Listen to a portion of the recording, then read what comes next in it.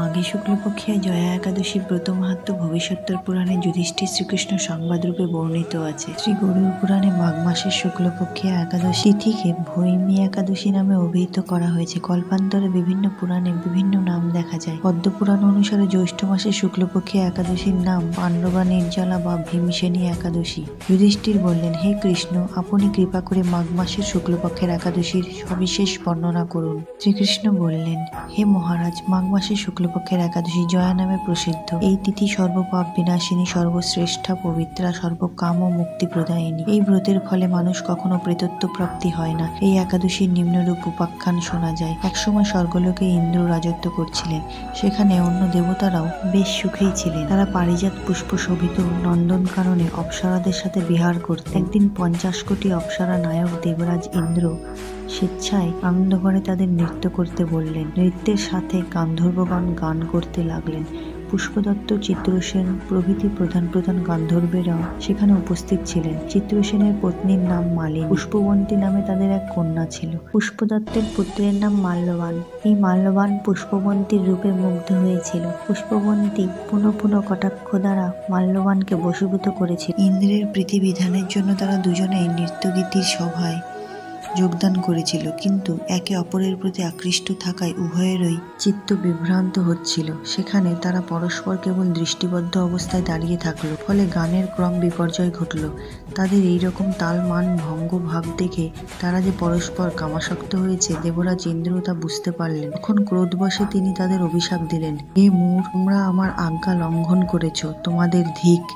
এখনই তোমরা পিশাচযোনি লাভ করে মর্ত্যলোকে নিজ দুষ্কর্মের ফল ভোগ করো। ইন্দ্রের অভিশাপে তারা দুজন দুঃখিত মনে হিমালয় পর্বতে বিচরণ করছিল। পিশাচত্ব প্রাপ্ত হওয়ায় তারা অত্যন্ত দুঃখ ভোগ করতে লাগলো। হিমালয়ের প্রচন্ড শীতে কাতর হয়ে নিজেদের পূর্ব পরিচয় বিস্মৃত হলো। এইভাবে অতি কষ্টে সেখানে দিন যাপন করতে লাগলো। একদিন পিশাচ নিজ পত্নী পিশাচীকে বলল, সামান্য মাত্র পাপ করিনি, অথচ নরক যন্ত্রণা মতো পিশাচত্ব প্রাপ্ত হয়েছি। অতএব এখন থেকে আর কোনো পাপ কর্ম করব না। এইভাবে চিন্তা করে তারা সেই পর্বতে মৃতপ্রায় বাস করতে লাগলো। মাল্যবান ও পুষ্পবন্তীর পূর্ব কোনো পুণ্যবশত সেই সময় মাঘী শুক্লপক্ষিয়া জয়া একাদশী তিথি উপস্থিত হলো। তারা একটি অশ্বত বৃক্ষতলে নিরাহারে নির্জলা অবস্থায় দিবানিশি যাপন করলো। শীতের প্রকোপে অনিদ্রায় রাত্রি অতিবাহিত হলো। পরদিন সূর্যোদয়ে দ্বাদশী তিথি উপস্থিত হলো। জয়া একাদশীর দিন অনাহার ও রাত্রি জাগরণে তাদের ভক্তির অনুষ্ঠান পালিত হলো। এই ব্রত পালনের ফলে ভগবান বিষ্ণুর কৃপায় তাদের পিশাচত্ব দূর হলো।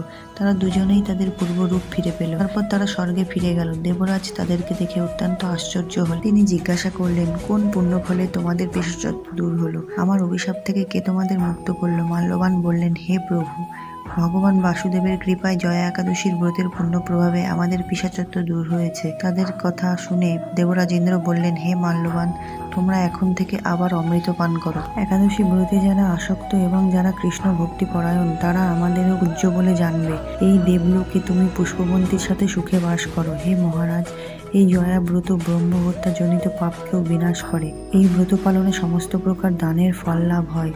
সকল যজ্ঞ ও তীর্থের পূর্ণ ফল এই একাদশী প্রভাবে আপনা হতেই লাভ হয়। অবশেষে মহা আনন্দে অনন্তকাল বৈকুণ্ঠ বাস হয়। এই জয়া একাদশী ব্রত কথা পাঠ ও শ্রবণে অগ্নিষ্টম যজ্ঞের ফল লাভ হয়। পালনের সময় পশ্চিমবঙ্গ 6টা 17 থেকে 9টা 57 পর্যন্ত, বাংলাদেশ 6টা 43 থেকে 10টা 13 পর্যন্ত।